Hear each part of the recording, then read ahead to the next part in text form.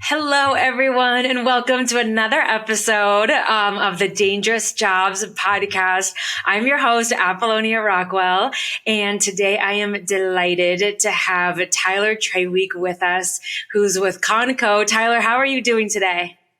I'm doing very well. Thank you for having me. Yes, I'm super excited. Just kind of our off-air conversation about what's new with you, what you're excited about. And I think as safety professionals, you could probably relate to this, is that there's a lot of trends in our world of like focus points. OSHA sending out their monthly newsletters. Hey, like here's fire safety, here's mental health, here's, some things to focus on. But one trend that I've really seen that has stuck with safety professionals and companies are still a little bit confused about on how to actually implement is the psychological mindset, the mindset piece of safety. And that's what I'm so excited to talk with you about, because it sounds like that's totally up your alley and that you're spending a lot of time, energy, and focus on it. Is that right? That's 100% correct. So, I'm a strong believer in, as far as how to implement, you got to have the background. You got to understand, you got to do your research, what works, what doesn't work. And as per our conversation before this, I'm big into human performance at the moment. That's awesome. Not very new per se to the industry overall. It was developed by the Department of Energy. So it's really, really strong in the power side. But most of my experience comes from offshore and on the industrial side and chemical plants, refineries and stuff. And it's not quite as popular there. I get that. And like I mentioned, I'm friends with Rod Courtney, who just recently authored the book, The 8 Habits of a Highly Effective Safety Culture. Been friends with him a couple years now, and he turned me on to Todd Conklin and his work. So for about the last year, I started studying Todd Conklin, which is a different approach to safety. And it's on that psychological side, how to approach it. To me, it's a total paradigm shift in the way I think with safety. And what we started doing here is things don't change overnight. I got a team of safety professionals that work for me here that are in the same boat as me. 13 years of experience for me, where I was taught one way and now I'm being taught a different way. So over the last couple months, I've started doing call it a book study with my team, to where we're reading one chapter a week. The first book was The 5 Principles of Human Performance by Todd Conklin. We read that book, 7 chapters, 7 weeks with book study, where we met on it every week and during our safety meetings. And as of last week, we started on Rod's book, The 8 Habits of a Highly Effective Safety Culture. And everything we're doing with that is to get my team in sync, thinking the same way, getting our approach aligned to how we approach safety. Oh my gosh, that's just music to my ears. I think you're so right that going back to, if you have a safety team, a lot of companies, it's a one-man show, maybe one person that's just really trying to push a safety program. But to have a team and to get everybody on the same team. So that way you guys are all mindset wise pushing the same information out into the field, and boots on the ground they're probably getting a unanimous message that leadership is all on the same page. We're all working towards one goal, one unanimous goal. And so what is sticking with you from that book, the most recent one that you're reading right now with your team? What's the aha moment for you in that? So we just started on the recent one. That's Rod's book, The 8 Habits. But the number one thing that caught me with Todd Conklin's work and the 5 principles was human error is normal. We are not perfect beings. So my entire career, how many incidents have I investigated where the end result was that employee's fault, therefore coach that employee, do maybe a whole safety stand down with everybody, and that can be perceived as punishment for one person's error. And it really gets you thinking that's the easy way out. That is, the hard part is developing the system that led to that employee making that mistake. Oh my gosh, that's good. The number one key fact from the book that I got away with is that if human error is normal, it cannot be a root cause. That human error was a trigger point where your system should have been kicked in because you should have planned for human error in your process. So that was where I was like, wow, that was the aha moment for me. Yeah, exactly. It was the aha. I was like, it makes you think, and how often I've done in my career. I've done a lot of incident investigations, and it was just, all right, employee not situationally aware, coach employee on situational awareness. It's like, yeah. And same here. That is how we're brought up. If you're taking any OSHA classes, TEAGS classes, online, I had my bachelor's in occupational health and safety, like even traditional school systems were taught that. And what an interesting, mind-blowing way to think about it is that human error is normal.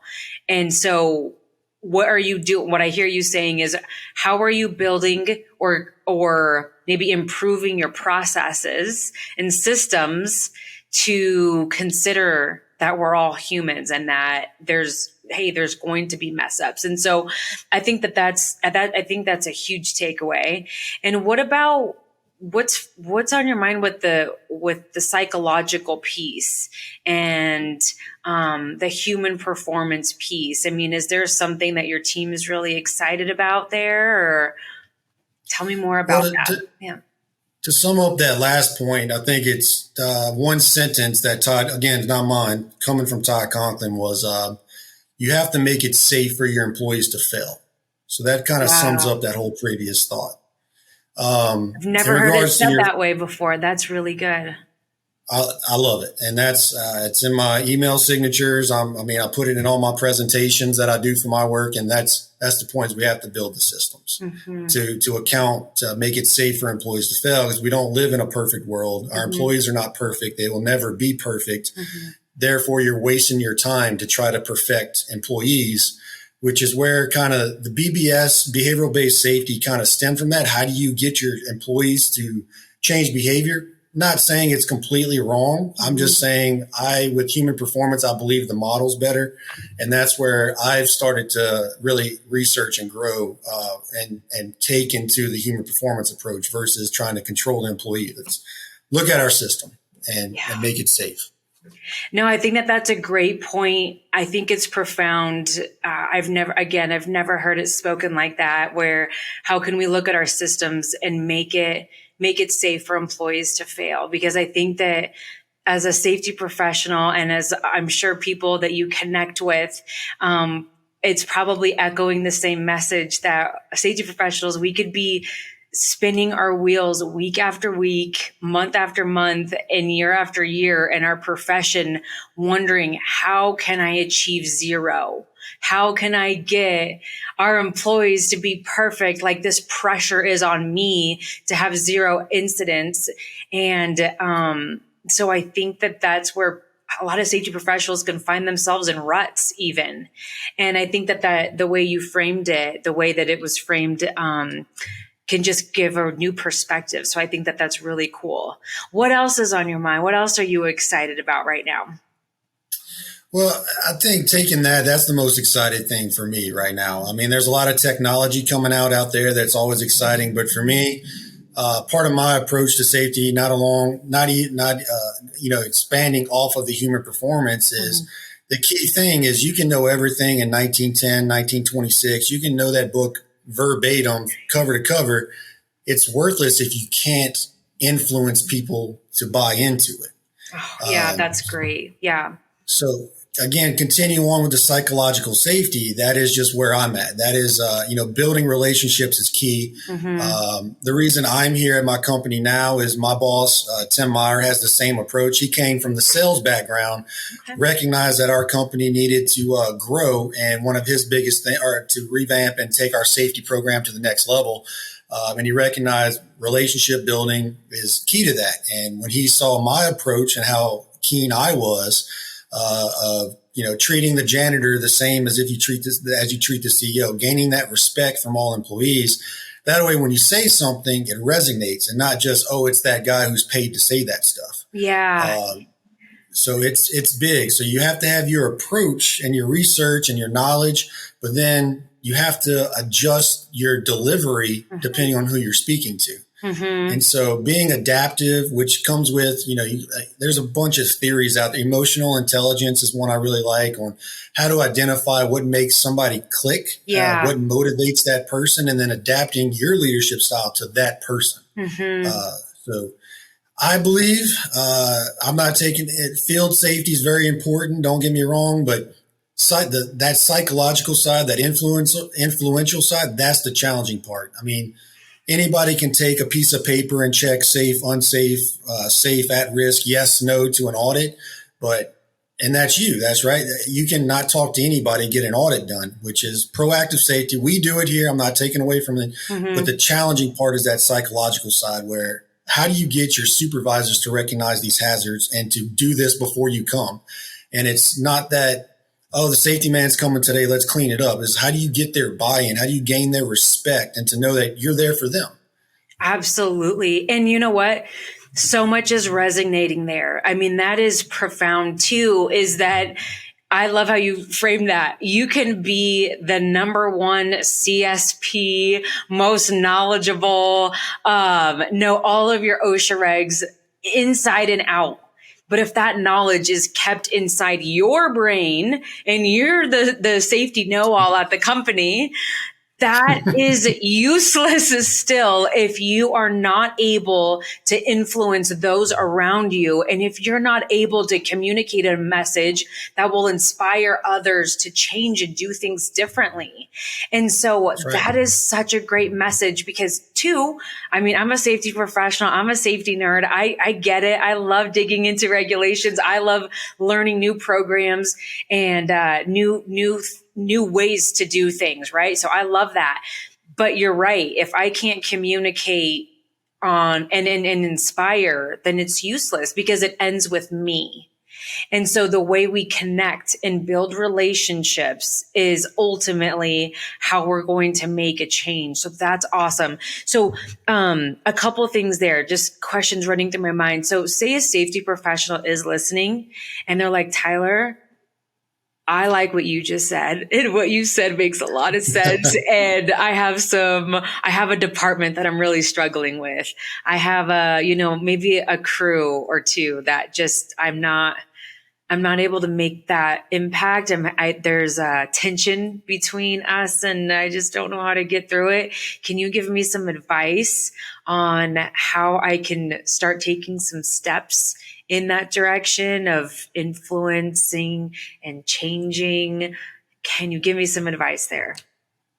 So right there, that's Rod Courtney's 8th habit.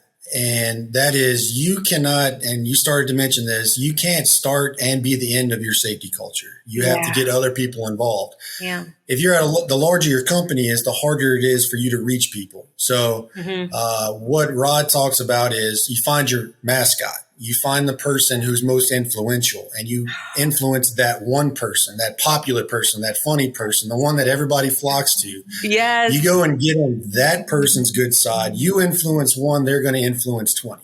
Oh my gosh. Chain reaction. Yeah, I'm exploding over here, because that's just too funny. Anybody who has listened, any true listeners to the podcast who have been listening since like episode 1, and I just share my safety story on how I got started in the industry. It is wild that is now in a book, because that was my learn it the hard way technique. Was, all right, like, I'm young in the industry. I'm never going to have the field experience that these men and women do. Okay. So like that, let's just get that out there, because I'm thinking, all right, if I had the experience they did, I could, have more things to talk about or gain more respect. But I'm like, that's not going to happen for me. So what can I control? And what I did was, number one, I saw safety cop mentality that needed to go out the window. I knew that didn't work. I saw people in the safety world try to strong arm safety. As we all know, that doesn't work. But what I found was that I just found the natural leaders in each industry or not industry, but department at my company that I was working as a safety professional. We had trucking, roustabout, the welders, the shop, and I would pick the most influential person who didn't exactly have that title, but they were just, you just knew, everybody loved them. They were the guy. And I would start picking their brain and utilizing them as a resource. Like, hey, I'm having a really hard time with the guys wearing their face shields in the shop. Do you have any recommendations, on what I can do here? And when I got his buy-in, and he was like, oh, well, yeah, nobody likes these effing shields because they're right. XYZ. If you get us these ones that actually work and they're actually worth whatever, then, make that happen. So then I did. I bought the face shields everyone wanted. And then he was that secret implementer. He was the one that carried through the program, because you're exactly right. Safety can't be about the safety person. And if safety is being implemented and thought about when you're not in the room, that's what the goal is. And so that's pretty awesome. I love that. That's culture. What are your employees doing when you're not there? Exactly. That's your culture. Yeah. And you're so right. What you said earlier is that when the bigger the company, the harder it is to implement change, right? So are there any particular programs that you and your safety team have tested and trialed maybe this last year that you guys are really excited about, that you found have been working for your team?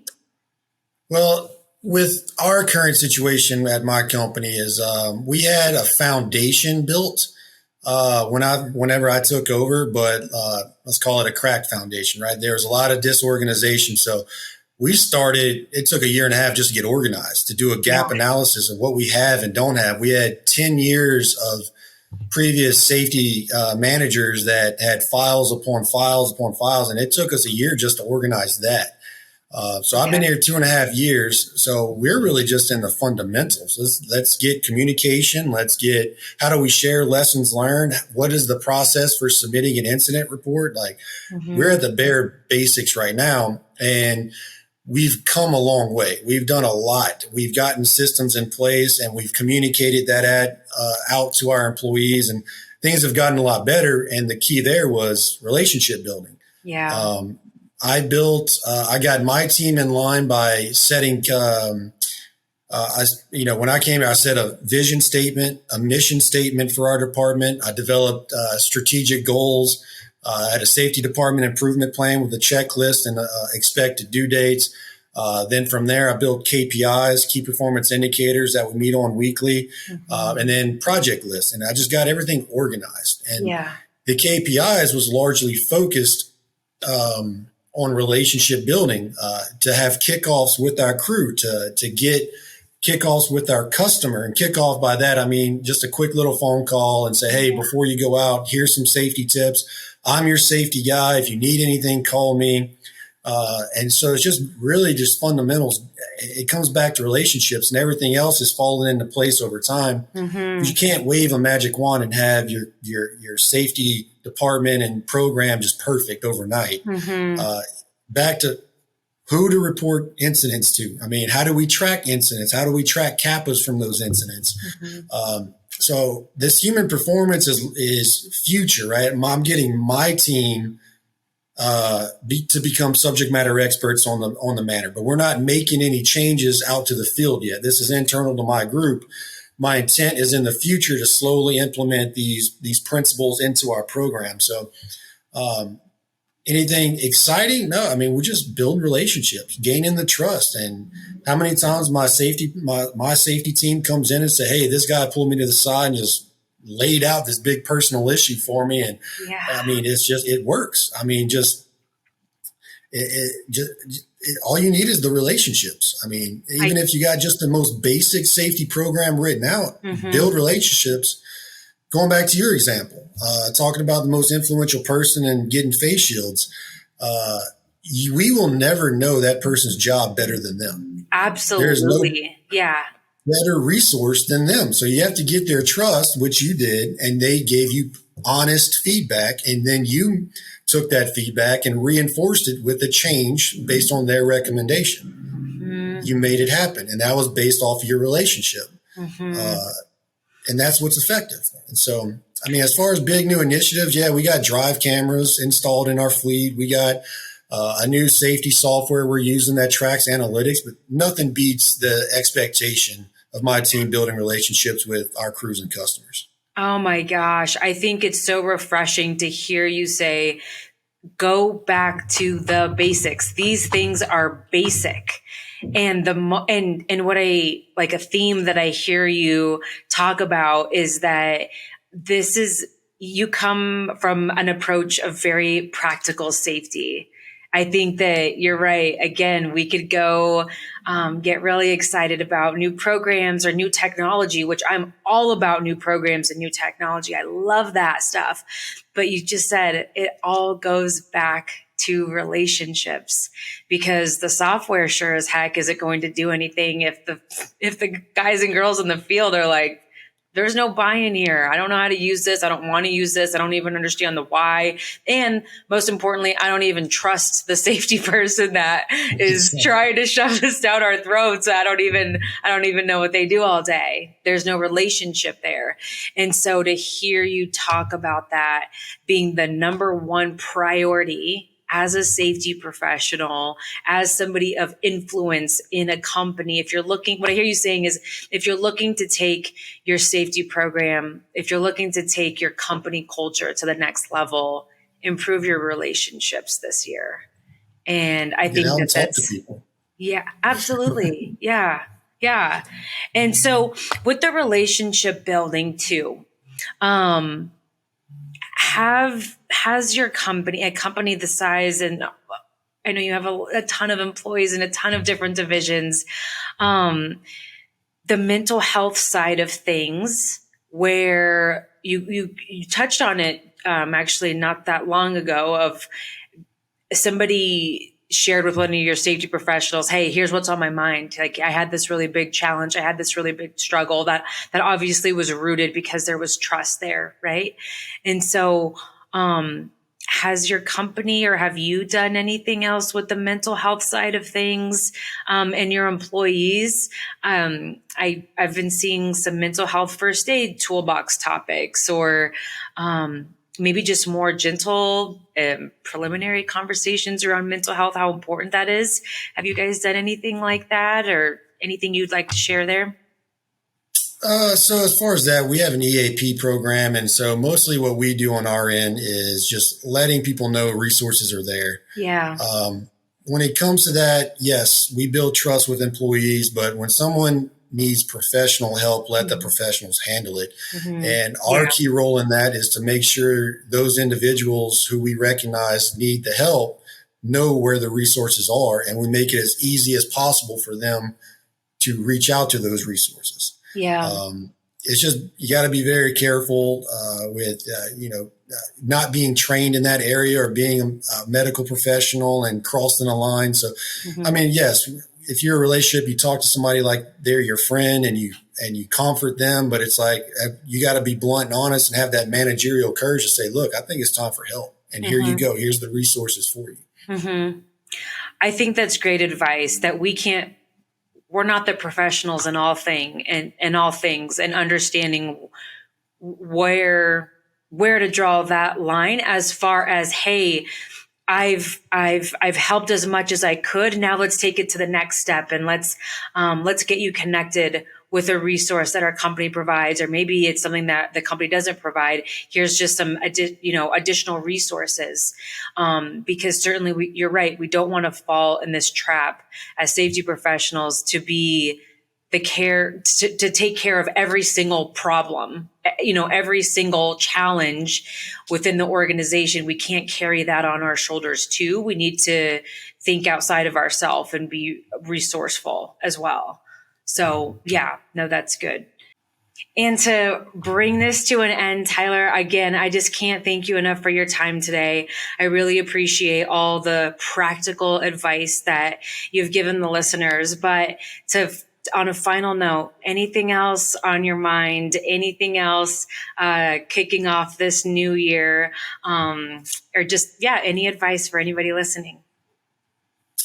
No, just to kind of tie in everything together. Another thing that Todd Conklin says that sticks out is your employees are not the problem. They're your problem solvers. Oh my! They know your job. Talk to them, get to know them, listen to them, and give them the positive reinforcement when they tell you something's wrong. Make the change happen and then go back and reinforce that change happened because they spoke up. Mm-hmm. Whether that's a lunch or just a simple thank you after the fact, just reinforce that because you spoke up, we were able to make this change happen, which made our company safer thanks to you. Wow. Well, something so simple can snowball into that, not only that person trusting you and trusting what the company is going towards and maybe what the safety program is about, but that one person is the ripple effect, right? Hey, if their coworker or if, somebody is maybe expressing, if a coworker is expressing a challenge to that person, they would maybe encourage them to go talk to you because they spoke up in the past and something was done about it. So you're right. I mean, I love that. What was that line again? When your employees are not the problem, which I think they're the problem solvers. They're the problem solvers. And how many times are we taught, maybe, it's not in textbook, but culture wise, like how many times are we taught as supervisors or safety professionals that the employee did something wrong? There was an incident here. How did they fail? How did they fail? Get to the root cause on how they failed. So, I mean, just that mindset alone of they're not the problem, they're the problem solver. I think listening to that, hopefully you'll have a new perspective. That's really, really good. Awesome. Well, thank you so much, Tyler. Again, I appreciate your time. And what we'll do for everybody listening is we'll link Tyler's information, his LinkedIn. Just if you are, had any follow-up questions regarding some of his philosophies or anything like that, you can reach out to Tyler professionally. So thank you so much. And thank you for listening. Having me. Absolutely. Thank you.